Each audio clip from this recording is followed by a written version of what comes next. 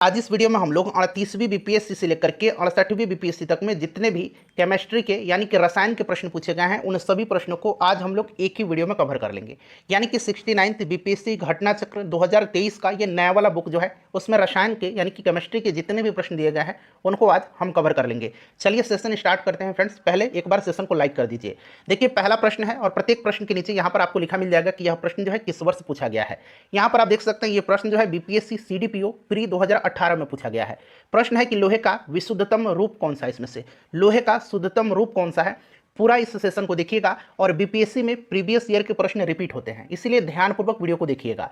इसमें से जो राइट आंसर हो जाएगा वो आपका पिटुआ लोहा हो जाएगा। Option number D right answer हो जाएगा। लोहे का ये सबसे शुद्धतम रूप है पिटुआ लोहा। नेक्स्ट क्वेश्चन है कि निम्नलिखित में से कौन सा एक तत्व नहीं है। इसमें से कौन सा एक तत्व नहीं है। लगभग 150 प्रश्नों को हम कवर करेंगे। ठीक है, देखिए बहुत सारा जो प्रीवियस ईयर का प्रश्न है इस बार वाले घटना चक्र में छोड़ दिया गया है, लेकिन मैंने क्या किया है, जो प्रश्न छोड़ा गया है इस बार घटना चक्र के द्वारा उनको भी मैंने इंक्लूड कर दिया है।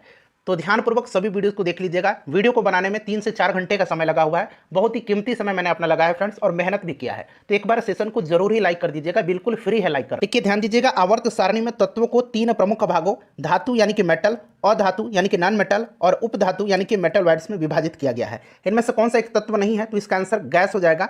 नेक्स्ट क्वेश्चन है हमारा कि आधुनिक रसायन शास्त्र का जनक किसे कहा जाता है। आधुनिक रसायन शास्त्र का जनक किसे कहा जाता है, तो ये कहा जाता है एंटोनी लेवोजियर को। एंटोनी लेवोजियर यानी कि option number C right answer हो जाएगा। इससे पहले मैंने आपको 69th बीपीएससी घटना चक्र 2023 बायोलॉजी एंड फिजिक्स कवर कराया हुआ है, जरूर देख लीजिएगा। और 69th बीपीएससी पीटी एग्जाम 2023 के लिए जो घटना चक्र का साइंस है आज हमारा कंप्लीट हो जाएगा। चलिए अगला प्रश्न के परमाणु के नाभिक में, यहाँ नाभिक बना लीजिएगा, परमाणु के नाभिक में कौन से मूल कण होते हैं। तो देखिए परमाणु के नाभिक में जो है आपको पता है फ्रेंड्स, परमाणु के नाभिक में जो है ये प्रोटॉन और न्यूट्रॉन होते हैं। क्या होता है, प्रोटॉन और न्यूट्रॉन नाभिक में होता है, और इलेक्ट्रॉन जो है ये कक्षा में सेल में बाहर घूमते रहता है। तो प्रोटॉन और न्यूट्रॉन इसका राइट आंसर हो जाएगा। क्लियर। चलिए नेक्स्ट क्वेश्चन कर लेंगे। अगला प्रश्न है और आप ये देख सकते हैं, प्रश्न जो है 67th बीपीएससी प्री का जो एग्जाम हुआ था उसमें पूछा गया है पिछले साल। किस नियम के अनुसार समान ताप और दाब पर सभी गैसों के निश्चित आयतन में अणुओं की संख्या समान होती है। किस नियम के अनुसार समान ताप और समान दाब पर सभी गैसों के निश्चित आयतन में अणुओं की संख्या समान होती है। तो फ्रेंड्स यह जो है यह अवगाद्रो का नियम है। अवगाद्रो का नियम है। अच्छा ध्यान देंगे, एक मोल पदार्थ में अणुओं या परमाणुओं की कुल संख्या को अवगाद्रो नियतांक कहा जाता है। एक मोल पदार्थ में अणुओं या परमाणुओं की कुल संख्या को अवगाद्रो नियतांक कहा जाता है, और इसका जो वैल्यू होता है, इसका मान जो होता है ये कितना होता है, तो 6.022 इंटू 10⁻22 मोल इनवर्स होता है। ठीक है, इसे भी आप जरूर ध्यान रखेंगे।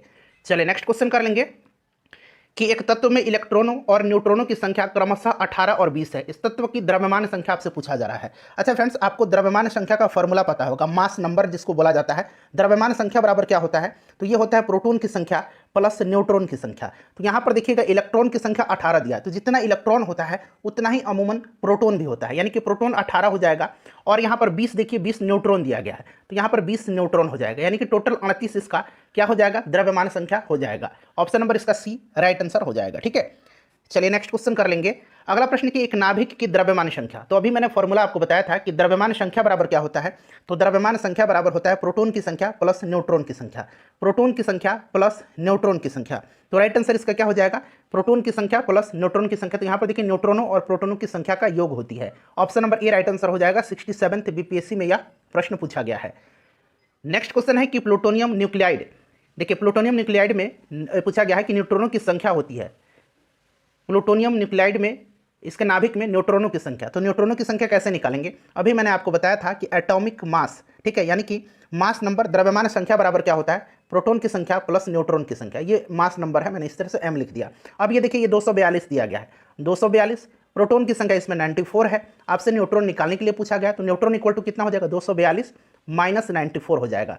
तो घटा देंगे तो ये कितना हो जाएगा, 8 आ जाएगा। यहाँ पर इधर 3 बच गया, तो ये 13 में से 9 जाएगा, तो ये 4 हो जाएगा और 2 से 1 हो जाएगा, यानी कि 148 इसका करेक्ट आंसर हो जाएगा। चलो उसके बाद देखिए निम्नलिखित में से कौन सा कण आवेश रहित है, जिसपे कि चार्ज नहीं है, चार्जलेस है, आवेश रहित है। चलिए तो आवेश रहित इसमें से न्यूट्रॉन हो जाएगा। न्यूट्रॉन एक चार्जलेस पार्टिकल है, आपको भी याद है। अच्छा न्यूट्रॉन की खोज किसने किया था, न्यूट्रॉन की खोज किसने किया था बताएंगे, जेम्स चैडविक ने किया था। ठीक है, चलिए नेक्स्ट क्वेश्चन है कि निम्नलिखित में से कौन सा एक रेडियोधर्मी तत्व द्वारा उत्सर्जित धनात्मक रूप से आवेशित कण है। चलिए बताइए इसका राइट आंसर क्या हो जाएगा। तो देखिए ये आपका हो जाएगा अल्फा किरण। अल्फा कण के 2 धन आवेश होते हैं और इसका द्रव्यमान हीलियम के परमाणु के बराबर होता है। ये अल्फा किरण हो जाएगा। नेक्स्ट क्वेश्चन हमारा ये देखिए, ये प्रश्न जो है 68th बीपीएससी प्री 2023 में पूछा गया है। पिछले बार जो 68th का एग्जाम होता है 12 फरवरी 2023 उस दिन पूछा गया है। चलिए, एक तत्व के समस्थानिक अलग अलग होते हैं। एक तत्व के समस्थानिक अलग अलग होते हैं। समस्थानिक में क्या होता है, समस्थानिक में प्रोटॉन की संख्या क्या होती है, प्रोटॉन की संख्या बराबर होती है। ठीक है, और उसमें क्या होता है, यानी कि प्रोटॉन की संख्या की बात हो रहा है तो यानी कि इसका आपका परमाणु का जो परमाणु संख्या है, परमाणु का संख्या वो समान होता है और द्रव्यमान संख्या भिन्न भिन्न होता है। ठीक है, तो यहां पर देखिए द्रव्यमान संख्या में ये अलग अलग होती है। तो ऑप्शन नंबर इसका बी राइट आंसर हो जाएगा। ठीक है, चलिए नेक्स्ट क्वेश्चन कर लेंगे कि नाभिकीय विखंडन किसके संघात के कारण होता है। नाभिकीय विखंडन आपको पता है कि जब न्यूट्रॉन की बमबारी की जाती है तो ये विखंडित होता है, तो ये न्यूट्रॉन राइट आंसर हो जाएगा इसका। चलिए अगला प्रश्न है फ्रेंड्स, एक बार सेशन को प्लीज लाइक कर दीजिए। काफ़ी मेहनत करके मैंने वीडियो आपके लिए लेकर के आया हूँ। देखिए, और वीडियो को शेयर जरूर कर दीजिएगा, किसी भी एक ग्रुप में है वहाँ पर शेयर कर दीजिए। फैराडे स्थिरांक क्या है। फैराडे स्थिरांक ये 66 बीपीएससी में 2020 में पूछा गया था। तो फैराडे स्थिरांक जो है यह सार्वभौमिक स्थिरांक है, यह एक सार्वभौमिक स्थिरांक है। ऑप्शन डी राइट आंसर हो जाएगा इसका। चलिए, और बायोलॉजी वाला घटना चक्र, बायोलॉजी 69th बीपीएससी पीटी 2023, घटना चक्र 69th बीपीएससी पीटी फिजिक्स, दोनों वीडियो को देख लीजिएगा। निम्न में से किसका पीएच मान 7 है। अब जो भी विलयन उदासीन होता है उसका पीएच मान 7 होता है। तो एक तो उदासीन विलयन हो गया, और एक शुद्ध पानी का भी पीएच मान 7 होता है, क्योंकि शुद्ध पानी उदासीन होता है। तो ए और बी इसका राइट आंसर हो जाएगा। 1 से अधिक। क्षारीय विलयन का पीएच मान 7 से अधिक होता है और इसका जो है 7 से कम होता है, अम्लीय विलयन का। चलिए नेक्स्ट क्वेश्चन करेंगे कि निम्नलिखित में से किस विलयन के पीएच का मान 7 से अधिक होता है। तभी मैंने बताया 7 से अधिक क्षारीय, 7 से कम अम्लीय, 7 जिसका होता है वो उदासीन होता है। NaCl जो हम लोग खाने वाला नमक है ये भी उदासीन होता है, इसका पीएच मान 7 होता है। शुद्ध जल का भी पीएच मान 7 ही होता है, शुद्ध जल का पीएच मान 7 ही होता है, इसे भी आप जरूर याद रखेंगे। ठीक है, चलिए तो राइट आंसर क्या हो जाएगा, क्षारीय विलयन। अगला प्रश्न है कि पानी का पीएच मान, तो पानी का पीएच मान 7 होता है, अभी मैंने आपको बता भी दिया। निम्नलिखित में से किसका गलनांक सबसे उच्च होता है। 66 बीपीएससी का प्री का जो एग्जाम हुआ था 2020 में, वो प्रश्न पूछा गया है इसमें कि किसका गलनांक सबसे उच्च होता है। तो निम्नलिखित में से बोरोन का जो है गलनांक सबसे उच्च होता है। इनमें से बोरोन का। नीलम यानी कि रूबी का रासायनिक सूत्र पूछा गया है। रूबी का रासायनिक सूत्र क्या होता है, तो रूबी का रासायनिक सूत्र जो होता है ये एल्यूमिनियम ऑक्साइड है, Al2O3 इसका राइट आंसर हो जाएगा। अगला प्रश्न है कि एक घोल का पीएच 3 से 6 बदलता है, H+ आयन की सांद्रता इसकी क्या होगी। ठीक है, अब यहाँ पर देखिएगा, आपको पता है ना कि पीएच जो होता है इसका क्या होता है फॉर्मूला, तो इसका होता है -log of H+ ion. Clear, H+ ion.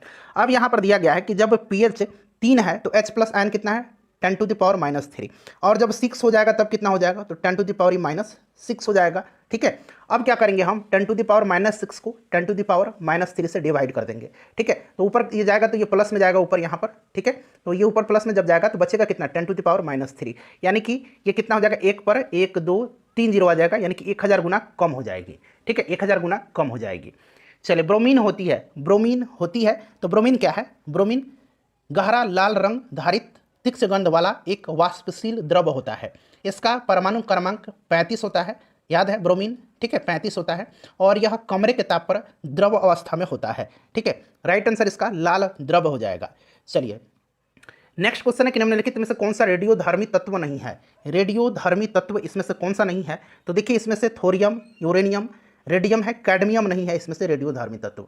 Next question है हमारा कि संघनन क्या है। संघनन क्या है बताएंगे, संघनन क्या है, संघनन क्या है, राइट आंसर इसका क्या हो जाएगा, वाष्प का द्रव में परिवर्तन, वाष्प का द्रव में परिवर्तन, ये संघनन कहलाता है। चलिए, वेल्डिंग में प्रयोग होने वाली गैस कौन सी है। वेल्डिंग में प्रयोग होने वाली गैस सबसे ज़्यादा वेटेज बायोलॉजी का ही होता है, बायोलॉजी को ध्यानपूर्वक आप लोग पढ़िएगा। ठीक है, चलिए वेल्डिंग में प्रयुक्त होता है, तो वेल्डिंग जो है, गैस वेल्डिंग एक प्रक्रिया होती है जिसमें एसिटिलीन और ऑक्सीजन अभिक्रिया द्वारा ताप के माध्यम से धातुओं को पिघला करके जोड़ने का काम किया जाता है। ठीक है, ऑक्सी एसिटिलीन वेल्डिंग सबसे अधिक प्रचलित विधि है, तो राइट आंसर इसका हो जाएगा ऑक्सीजन और एसिटिलीन। ठीक है, ऑक्सी एसिटिलीन वेल्डिंग सबसे अधिक प्रचलित विधि है। नेक्स्ट क्वेश्चन है कि गैल्वेनाइज्ड लोहे की पाइप पर परत होती है, तो इस पर जो है लोहे एवं इस्पात को जंग से बचाने के लिए उस पर जिंक की पतली परत चढ़ाई जाती है, और ये पतली परत जिंक की चढ़ाने की जो विधि होती है इसको गैल्वेनाइजेशन, और हिंदी में इसको यशद लेपन कहते हैं, इसको यशद लेपन कहा जाता है। ठीक है, इसे भी ध्यान रखेंगे। राइट आंसर इसका क्या हो जाएगा, ऑप्शन नंबर ई हो जाएगा, जस्तीकी। अगला प्रश्न है कि कपड़े साफ करने में प्रयोग होने वाले डिटर्जेंट क्या है। कपड़े साफ करने में प्रयोग होने वाले डिटर्जेंट जो है यह सल्फोनेट है। क्या है ये डिटर्जेंट, सल्फोनेट है। डिटर्जेंट कठोर जल में भी घुलनशील होते हैं, इसको भी ध्यान रखिएगा। ठीक है, नेक्स्ट क्वेश्चन है हमारा कि वह तत्व जो मानव पसीने के माध्यम से उत्सर्जित होता है, कौन सा ये तत्व है। अब देखिए पसीना जो होता है हमारा उसमें मुख्य रूप से पानी ज़्यादा होता है, परंतु इसमें खनिज अम्ल और यूरिया भी मौजूद होता है। पसीना में मुख्य रूप से सोडियम होता है, पोटेशियम होता है, कैल्शियम, मैग्नीशियम, जिंक, आयरन, ये सब तत्व पाए जाते हैं, इसीलिए इसका राइट आंसर 1 से अधिक हो जाएगा। ठीक है, चलिए नेक्स्ट क्वेश्चन है हमारा कि नीला थोथा रासायनिक रूप से है। नीला थोथा यानी कि ब्लू विट्रियोल जिसको कहा जाता है, रासायनिक नाम इसका कॉपर सल्फेट होता है। कॉपर सल्फेट होता है, इसका फॉर्मूला होता है CuSO4 × 5H2O। ठीक है, तो इसे भी आप ध्यान रखेंगे। चलिए अगला प्रश्न कर लेंगे फ्रेंड्स कि रसायन विज्ञान के अनुसार निम्न में से कौन सा भौतिक परिवर्तन का एक उदाहरण है। भौतिक परिवर्तन का, ठीक है, लोहे में जंग लगना ये रासायनिक है, पानी का उबलना यही जो है भौतिक परिवर्तन है। ठीक है, भौतिक परिवर्तन का उदाहरण ऑप्शन नंबर बी हो जाएगा, बाकी सभी इसमें से रासायनिक परिवर्तन के उदाहरण हैं। चलिए उसके बाद नेक्स्ट क्वेश्चन है कि निम्न में से कौन सा एक अलौह धात्विक, तो देखिए इसमें से कौन सा अलौह धात्विक खनिज है, तो निकेल, टिन और कोबाल्ट जो है ये अलौह धात्विक खनिज है, तो 1 से अधिक इसका राइट आंसर हो जाएगा।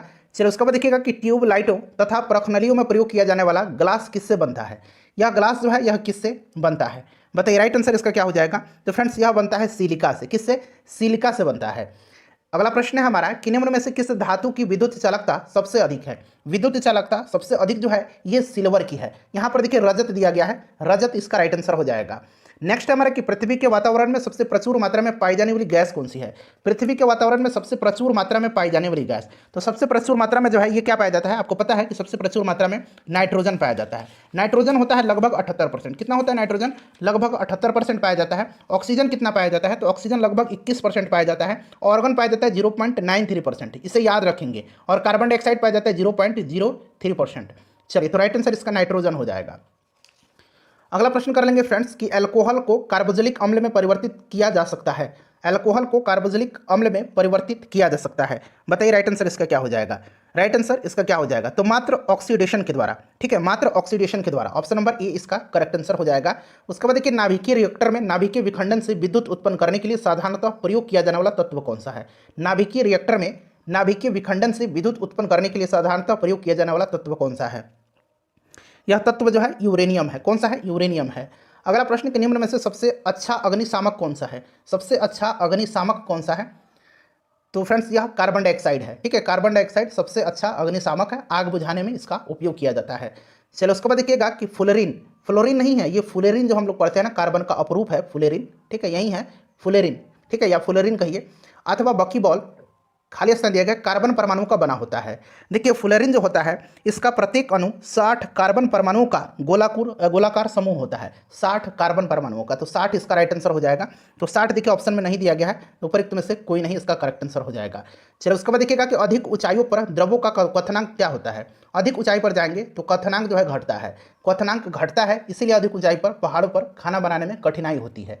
चलिए अगला प्रश्न है हमारा कि निम्न में से सबसे भारी धातु कौन सी है। इसमें से सबसे भारी धातु जो है निम्न में से वो आपका कौन सा है, तो प्लैटिनम है। प्लैटिनम सबसे भारी धातु है। वैसे ओस्मियम सबसे भारी होता है, लेकिन निम्नलिखित में से प्लैटिनम हो जाएगा। उस वैज्ञानिक का नाम बताएं जिसने कहा था कि पदार्थ को ऊर्जा में बदला जा सकता है। पदार्थ को ऊर्जा में बदला जा सकता है, तो ये आइंस्टीन ने कहा था। किसने कहा था, आइंस्टीन ने कहा था। आइंस्टीन का आपको ये याद है ना इक्वेशन, =mc²। ठीक है, तो आइंस्टीन राइट आंसर हो जाएगा। नेक्स्ट हमारे कि वह उपकरण, देखिए वह उपकरण जो ईंधन की रासायनिक ऊर्जा को सीधे विद्युत ऊर्जा में बदलता है। ईंधन की रासायनिक ऊर्जा को सीधे विद्युत ऊर्जा में बदलता है, वह क्या होता है, तो फ्रेंड्स यह होता है क्या, तो ईंधन सेल होता है। ठीक है, ईंधन सेल हो जाएगा इसका राइट आंसर, ईंधन सेल हो जाएगा। चलो उसके बाद देखिएगा कि टूटी हुई हड्डियों की रक्षा के लिए प्लास्टर ऑफ पेरिस का प्रयोग होता है, यह है। तो प्लास्टर ऑफ पेरिस क्या है, प्लास्टर ऑफ पेरिस एक जिप्सम है। देखिए जिप्सम, इसका रासायनिक सूत्र क्या होता है, तो CaSO4 × 2H2O जिप्सम का फॉर्मूला होता है। जिप्सम को जब 373 केल्विन पर गर्म किया जाता है तो यह जल अणुओं को त्याग करके कैल्शियम सल्फेट हेमीहाइड्रेट यानी कि यह प्लास्टर ऑफ पेरिस बनता है। कैल्शियम सल्फेट हेमी हाइड्रेट, ये प्लास्टर ऑफ पेरिस का फॉर्मूला है, ठीक है। और ये जो है ये जिप्सम का फॉर्मूला है। तो याद रखेंगे दोनों को, option number D right answer हो जाएगा। प्लास्टर ऑफ पेरिस का सूत्र अभी मैंने बताया था आपको, कैल्शियम सल्फेट हेमीहाइड्रेट, इस तरह से भी इसको लिखा जाता है CaSO4 इंटू हाफ H2O। तो देखिए यही हाफ यहाँ पर है, ठीक है, तो ये वाला सही हो जाएगा। एक हाइड्रोकार्बन जिसमें कार्बन के दो परमाणु द्विबंध यानी कि डबल बॉन्ड से जुड़े होते हैं, क्या कहा जाता है? तो डबल बॉन्ड से जुड़े होते हैं उसको एल्कीन कहा जाता है, ट्रिपल बॉन्ड से एल्काइन कहा जाता है, सिंगल बॉन्ड से एल्केन कहा जाता है। अगला प्रश्न है कि सिरके का रासायनिक नाम क्या है? अच्छा, सिरके का रासायनिक नाम तो आपको पता है कि इसका एसिटिक एसिड होता है, ठीक है, CH3 COOH जो होता है इसका सूत्र होता है, और इसका IUPAC नाम जो होता है ये क्या होता है? तो एथेनोइक अम्ल होता है, ठीक है। चलिए नेक्स्ट क्वेश्चन है हमारा कि निम्नलिखित में से कौन सा अम्ल सिरके में उपस्थित होता है? तो ये एसिटिक एसिड होता है। अगला प्रश्न है कि सोडा वाटर की बोतल खोलने पर निकलने वाली गैस कौन सी है? सोडा वाटर की बोतल खोलने पर निकलने वाली गैस जो है ये CO2 है, कार्बन डाइऑक्साइड गैस है। अगला प्रश्न कर लेंगे कि खनिज क्या है यानी कि मिनरल क्या है? तो मिनरल जो होते हैं ये प्राकृतिक रूप से पाया जाने वाला एक अकार्बनिक ठोस होता है, या एक अकार्बनिक ठोस होता है, ठीक है। चलिए नेक्स्ट क्वेश्चन है हमारा कि वर्ष 1945 में नागासाकी में गिराए गए बमों में से कौन सा विस्फोट प्रयुक्त किया गया था?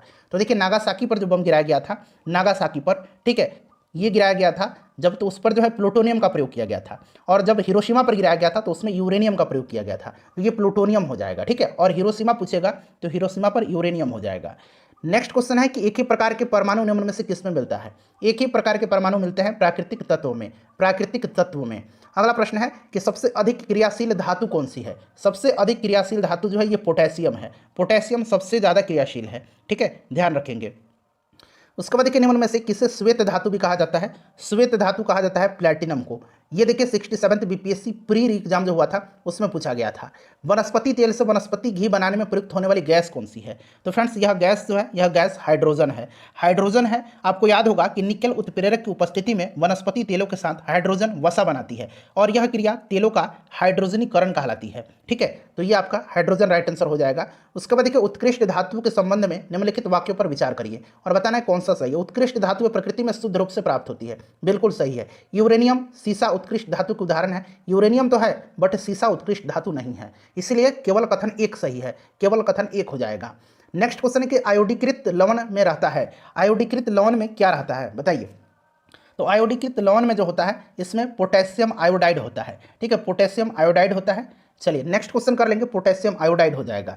खाने का नमक किससे बना होता है? तो खाने वाला नमक जो होता है अभी मैंने बताया इसका pH मान 7 होता है, ठीक है, और यह एक मजबूत अम्ल यानी कि प्रबल अम्ल और मजबूत क्षार यानी कि प्रबल क्षार से बना होता है। तो मजबूत अम्ल और मजबूत क्षार, ठीक है। चलिए नेक्स्ट क्वेश्चन है कि सभी जैव यौगिकों का अनिवार्य मूल तत्व क्या है? तो ये कार्बन है, कार्बन राइट आंसर हो जाएगा। नेक्स्ट क्वेश्चन हमारा कि ऑक्सीजन अनुपस्थित होती है, ऑक्सीजन अनुपस्थित किस में होगा इसमें से? तो ये केरोसिन में होता है, ठीक है। चलिए देखिए सिगरेट लाइटर में निम्नलिखित में से कौन सी गैस प्रयुक्त होती है? सिगरेट लाइटर में कौन सी गैस प्रयुक्त होती है? तो देखिए फ्रेंड्स इसमें जो होता है ब्यूटेन होता है, ठीक है, ब्यूटेन का इस्तेमाल किया जाता है। C6H4 इसका फॉर्मूला होता है ब्यूटेन का, ठीक है, तो ब्यूटेन राइट आंसर हो जाएगा। उसके बाद देखिए निम्नलिखित में से कौन सा तरलीकृत पेट्रोलियम गैस का प्रमुख घटक है? तो तरलीकृत पेट्रोलियम गैस का जो प्रमुख घटक है ये कौन सा है बताएंगे? तो राइट आंसर इसका क्या हो जाएगा? तो देखिए इसमें जो होता है ब्यूटेन और प्रोपेन होता है, थोड़ी मात्रा में इसमें इथेन भी पाया जाता है, तो इसीलिए एक से अधिक इसका राइट आंसर हो जाएगा, ठीक है, ब्यूटेन प्रोपेन इथेन भी दिया गया है। नेक्स्ट क्वेश्चन है कि प्राकृतिक रबर किसका बहुलक है? प्राकृतिक रबर जो है यह आइसोप्रेन का बहुलक है, आइसोप्रेन का। अगला है कि टेफ्लॉन निम्नलिखित में से किस एकलक का बहुलक है? देखिए पॉलीटेट्राफ्लोरोएथिलीन, पॉलीटेट्राफ्लोरोएथिलीन इसको आमतौर पर टेफ्लॉन के नाम से जाना जाता है। पॉलीटेट्राफ्लोरोएथिलीन एक ठोस फ्लोरोकार्बन है। यह विशेषतः बर्तनों पर न चिपकने वाली यानी कि नॉन स्टिकी सतह के रूप में प्रयुक्त होता है। तो अभी मैंने आपको बताया कि पॉलीटेट्राफ्लोरोएथिलीन, तो tetrafluoroethylene option number A right answer हो जाएगा। बेकेलाइट निम्न के संघनन से बनता है। बेकेलाइट की खोज जो है ये किसने किया था? तो बेल्जियम के रसायन शास्त्री लियो बेकेलैंड ने किया था। यहाँ मैं लिख देता हूँ लियो बेकेलैंड ने किया था, ठीक है, याद रखेंगे। यह जो है यह फिनॉल और फॉर्मल्डिहाइड के संघनन से बनता है, फिनॉल और फॉर्मल्डिहाइड। नेक्स्ट क्वेश्चन है कि ट्राइग्लिसराइड क्या है? ट्राइग्लिसराइड क्या है? ट्राइग्लिसराइड जो है एक वसा है, ट्राइग्लिसराइड जो है एक वसा है, ध्यान रखेंगे, ठीक है। चलिए वसा हो जाएगा। उसके बाद देखिए ग्रेफाइट और हीरे के बारे में निम्नलिखित में से कौन सा कथन सत्य है? ग्रेफाइट और हीरा जो है ये कार्बन के अपरूप होते हैं, ठीक है, याद रखेंगे। तो इसमें से सही जो होगा वे एक समान रासायनिक प्रतिक्रिया से गुजर सकते हैं, वे एक समान रासायनिक प्रतिक्रिया से गुजर सकते हैं, ऑप्शन डी इसका राइट आंसर हो जाएगा। देखिए पुलिस द्वारा नशे में गाड़ी चलाने वाले की सांस की जांच के लिए फिल्टर पेपर पर क्या होता है? तो पुलिस के द्वारा जो लोग नशा में गाड़ी चलाते हैं उनकी सांस की जांच के लिए फिल्टर पेपर पर पोटेशियम डाइक्रोमेट सल्फ्यूरिक एसिड होता है। Potassium dichromate sulphuric acid, sulphuric अम्ल, option number A right answer हो जाएगा। अगला प्रश्न है कि घरेलू ईंधन के रूप में प्रयुक्त एलपीजी में मुख्यतः होती है। एलपीजी में क्या होती है? तो एलपीजी में फ्रेंड्स होता है मुख्यतः प्रोपेन और मुख्यतः ब्यूटेन होता है। ठीक है, प्रोपेन और ब्यूटेन, तो प्रोपेन और ब्यूटेन एक से अधिक इसका राइट आंसर हो जाएगा। और देखिए एलपीजी के रिसाव की पहचान के लिए उसमें कुछ गंधयुक्त पदार्थ जैसे कि मरकैप्टन मिलाया जाता है, उसमें मरकैप्टन मिलाया जाता है। चलिए अगला प्रश्न कर लेंगे कि ग्रीन हाउस गैसों का मुख्य घटक होता है। ग्रीन हाउस गैस के जो प्रमुख संगठक हैं ये कार्बन डाइऑक्साइड है, जलवाष्प है, नाइट्रस ऑक्साइड है, मीथेन है, ओजोन है। तो इसमें से एक से अधिक राइट आंसर हो जाएगा। ठीक है, सारे के सारे इसमें से मुख्यतः जो है इसके घटक होते हैं। सेम क्वेश्चन है, रिपीट हुआ है दोबारा से। ये 2018 में था और ये 2019 में पूछा गया है। ठीक है, ग्रीन हाउस गैसों के मुख्य घटक तो मैंने बताया आपको कार्बन डाइऑक्साइड, जलवाष्प, नाइट्रस ऑक्साइड, मीथेन और ओजोन। एक से अधिक हो जाएगा। अगला प्रश्न कि पेट्रोल तथा डीजल के अधूरे जलने से उत्पन्न होता है। तो अपूर्ण दहन से इनके कार्बन मोनोऑक्साइड उत्पन्न होता है। कार्बन मोनोऑक्साइड उत्पन्न होता है। ठीक है, कार्बन मोनोऑक्साइड। उसके बाद देखिए साबुन ग्रीस को हटाता है। साबुन ग्रीस को हटाता है किसके द्वारा? साबुन ग्रीस को जो है यह हटाता है पाइसीकरण के द्वारा। किसके द्वारा? पाइसीकरण के द्वारा। नेक्स्ट है मिलान करना है। देखिए यहाँ पर एस्पार्टम क्या है? एस्पार्टम जो है फ्रेंड्स यह आपका क्या है? तो यह कृत्रिम मधुरक है। उसके बाद देखिए फ्रेयॉन क्या है? फ्रेयॉन जो है एक प्रशीतक है। नियोप्रीन क्या है? नियोप्रीन एक संश्लेषित रबड़ है। और बेनाड्रिल जो है, बेनाड्रिल क्या है? तो ये एक प्रतिहिस्टामिन है। तो राइट आंसर इसका 3, 4, 1 और 2 हो जाएगा। ठीक है, तो ऑप्शन नंबर सी 3, 4, 1, 2 इसका करेक्ट आंसर हो जाएगा। अगला प्रश्न कि निम्नलिखित में से किसकी मात्रा अम्ल वर्षा में सबसे अधिक होती है? सबसे अधिक किसकी होती है? तो सबसे अधिक जो पूछा गया है इसमें सल्फ्यूरिक अम्ल का होता है, H2SO4 का होता है। देखिए फ्रेंड्स अगर हम बात करें तो सल्फ्यूरिक अम्ल तथा नाइट्रिक अम्ल जो है यही अम्ल वर्षा होती है। ठीक है, अम्ल वर्षा, एसिड रेन इसको कहा जाता है। नेक्स्ट क्वेश्चन कर लेंगे।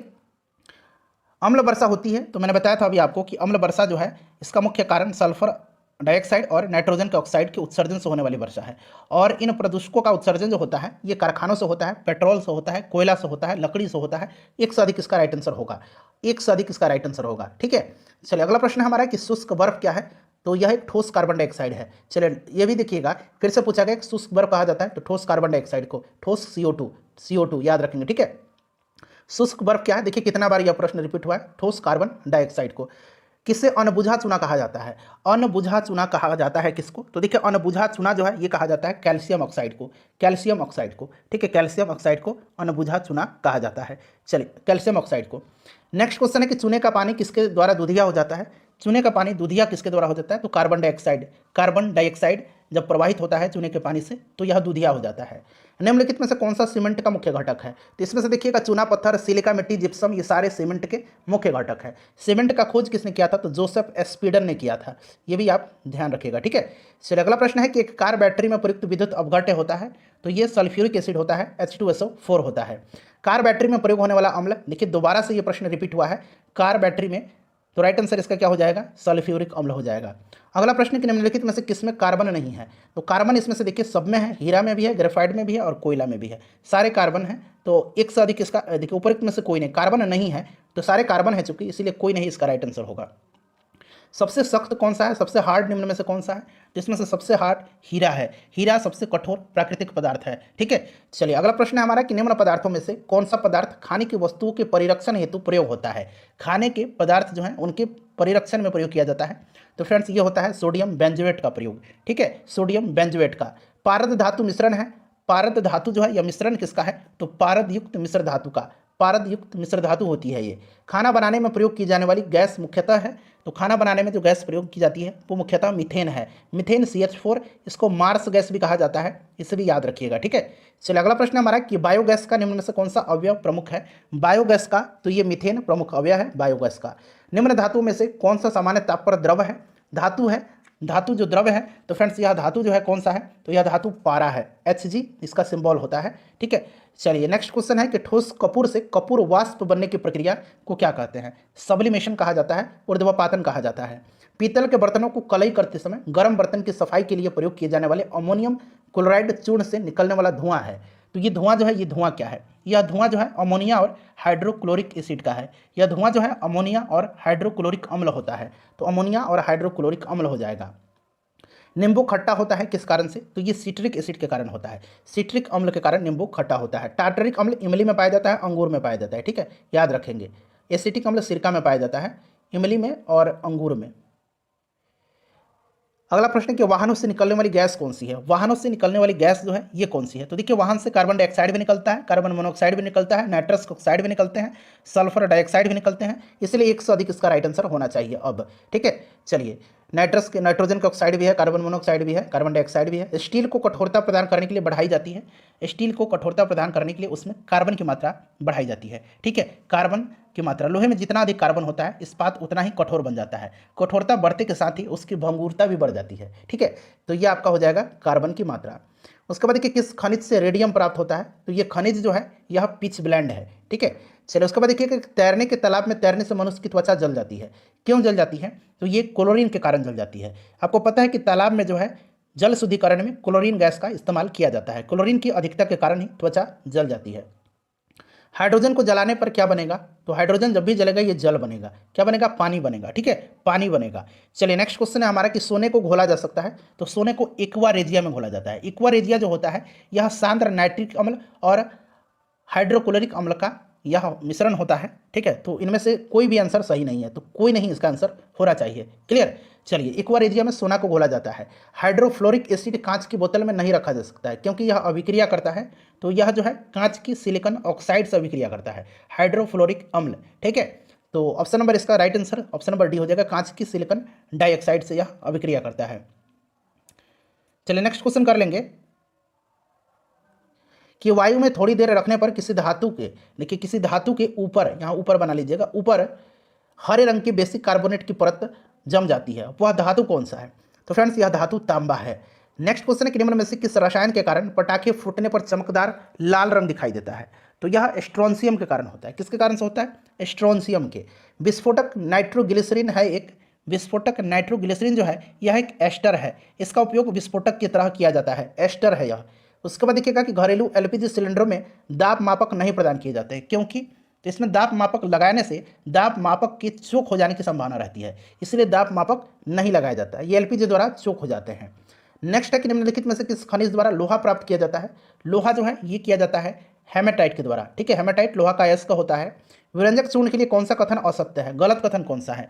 तो देखिए, हल्के पीले रंग का चूर्ण है, ऑक्सीकारक है, तनु अम्ल की प्रतिक्रिया से क्लोरीन निष्कासित करता है, या जल में अधिक विलय है, ये गलत है, या जल में अधिक विलय नहीं होता है, या जल में अल्प विलय होता है, ठीक है। अगला प्रश्न है कि जिस धातु क्रम प्रक्रिया के अंतर्गत धातु मिश्रित अवस्था में पाई जाती है उसको क्या कहते हैं? उसको क्या कहते हैं? उसको प्रगलन कहा जाता है, उसको प्रगलन कहा जाता है, ठीक है। चलिए, निम्न में से कौन से पीतल के घटक हैं? पीतल के घटक इसमें से कौन सा है? तो तांबा और जस्ता है, तांबा और जस्ता है, ठीक है। चलिए, अगला प्रश्न है हमारा कि जस्ते से एक बर्तन पर विद्युत लेपन की विधि में, तो विद्युत लेपन की विधि में जो है इसमें बर्तन को ऋण ध्रुव और शुद्ध जस्ते को धन ध्रुव बनाया जाता है, बर्तन को ऋण ध्रुव और शुद्ध जस्ते को धन ध्रुव बनाया जाता है। नेक्स्ट है कि जंग लगे लोहे के वजन में निम्नलिखित में से कौन सा परिवर्तन होता है? बताएंगे, इसका राइट आंसर क्या हो जाएगा? कौन सा परिवर्तन होता है? तो ये बढ़ता है लंबे समय तक।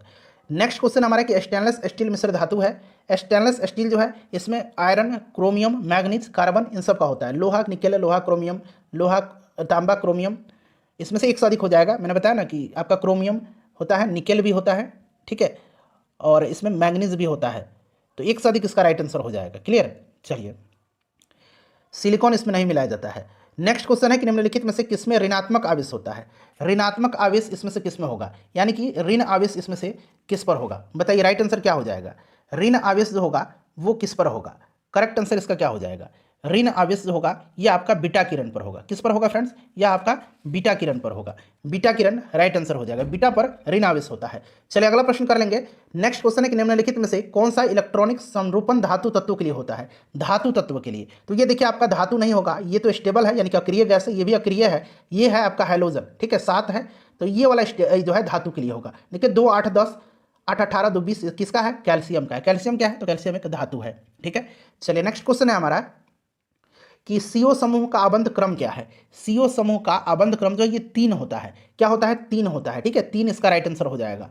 अगला प्रश्न है कि जिस तत्व के परमाणु में 2 प्रोटॉन और 2 न्यूट्रॉन और 2 इलेक्ट्रॉन हो उस तत्व की द्रव्यमान संख्या कितनी होगी? द्रव्यमान संख्या का फॉर्मूला बताया था, क्या होता है? प्रोटॉन प्लस न्यूट्रॉन, तो प्रोटॉन 2 है, देखिए 2 प्रोटॉन है यहाँ पर, 2 न्यूट्रॉन है, तो 2 न्यूट्रॉन हो जाएगा, यानी कि 4 इसका द्रव्यमान संख्या हो जाएगा, 4 इसका राइट आंसर हो जाएगा। क्लियर। चलिए नेक्स्ट क्वेश्चन हमारा कि एक तत्व X की बाह्यतम कक्षा में 4 इलेक्ट्रॉन है, ठीक है, हाइड्रोजन के साथ इसकी यौगिक का कौन सा सूत्र होगा। तो देखिए इसके किस पर, X की बाह्यतम में 4 है, तो ये हाइड्रोजन पर चला जाएगा 4, ये 4 चला जाएगा हाइड्रोजन पर, ठीक है, इस तरह से इसका राइट आंसर हो जाएगा। तो ऑप्शन नंबर डी इसका करेक्ट आंसर हो जाएगा। नेक्स्ट क्वेश्चन है कि बेंजीन में सिग्मा और पाई बॉन्ड होता है। तो देखिए बेंजीन का ये स्ट्रक्चर होता है, ठीक है, ये बेंजीन का स्ट्रक्चर हो गया। अब यहाँ पर क्या है, यहाँ पर सिंगल बॉन्ड है और यहाँ पर हाइड्रोजन है, यहाँ पर एक छोड़ के फिर डबल बॉन्ड होता है।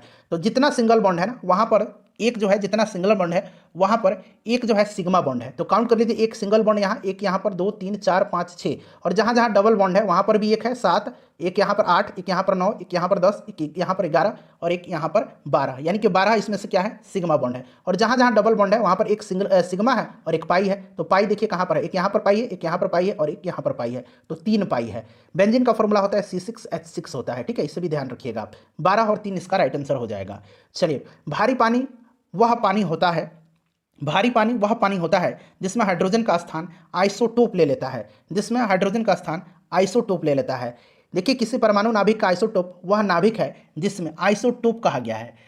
तो ये परमाणु जो द्रव्यमान संख्या में असमान होते हैं, द्रव्यमान संख्या उनकी अलग अलग होती है, परंतु उनकी परमाणु पर समान वैद्युत आवेश यानी कि प्रोटॉनों की संख्या समान होती है, वो आइसोटोप यानी कि समस्थानिक कहलाते हैं, वे समस्थानिक हैं, ठीक है। चलो उसके बाद देखिएगा कि दूध उदाहरण है, दूध किसका उदाहरण है एक, तो दूध एक इमल्सन का उदाहरण है, दूध एक इमल्सन का, इमल्सन एक कोलाइड होता है, ठीक है। चलिए तो ये आपका हो जाएगा इमल्सन का। अगला प्रश्न कर लेंगे कि अल्कोहलिक खमीर यानी कि फर्मेंटेशन का आखिरी प्रोडक्ट क्या है। फर्मेंटेशन का आखिरी प्रोडक्ट जो होता है ये इथाइल अल्कोहल होता है, याद रखेंगे इथाइल अल्कोहल होता है, इथाइल अल्कोहल, क्लियर है, याद रखेंगे इथाइल अल्कोहल होता है।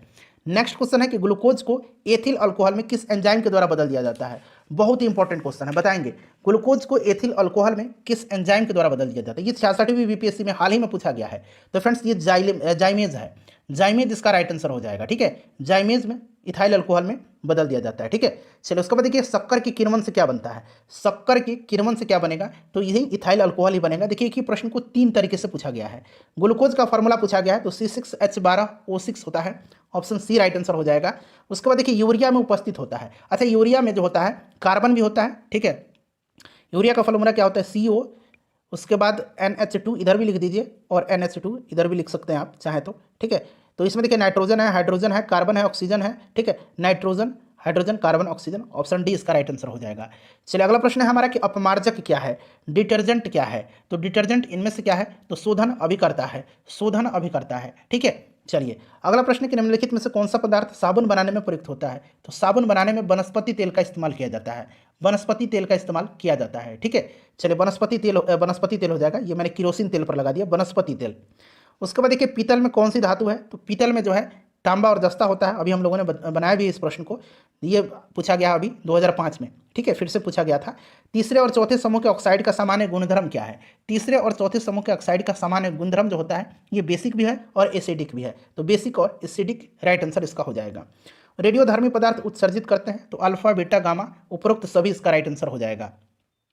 हवा में जिस गैस की मात्रा सबसे अधिक है, देखिए फिर से प्रश्न पूछा गया है, ये आपका नाइट्रोजन है लगभग 78%, ठीक है। उसके बाद ऑक्सीजन लगभग 21%, उसके बाद ऑर्गन 0.93%, उसके बाद कार्बन डाइऑक्साइड 0.03%।